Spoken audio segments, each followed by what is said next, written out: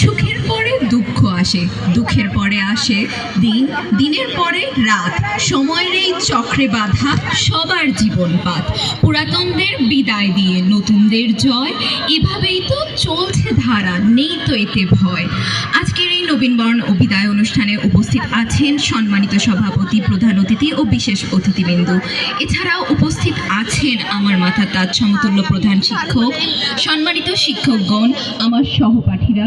গুরুদাসপুর সরকারি pilot model উচ্চ বিদ্যালয়ে অধ্যয়নরত সকল শিক্ষার্থীকে জানাই আমার আন্তরিক শুভেচ্ছা ও সালাম।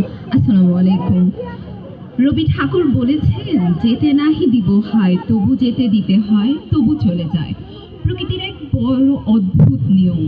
সুখের পরে দুঃখ আসে, দিনের পরে রাত। পুরাতনদের ভুলে অবশেষে নতুনদের আগমন। আজকে যেমন আমাদের বিদায়ের দিন, ঠিক তেমনি নতুনদের বরণ। আমি মনে করি বিদায় শব্দটি শাব্দিক, বিদায় মানে ভুলে যাওয়া নয়। আমি মাহফুজা জামান মিষ্টি, গুরুদাসপুর পাইলট সরকারি প্রাথমিক বিদ্যালয়ের প্রাক্তন শিক্ষার্থী।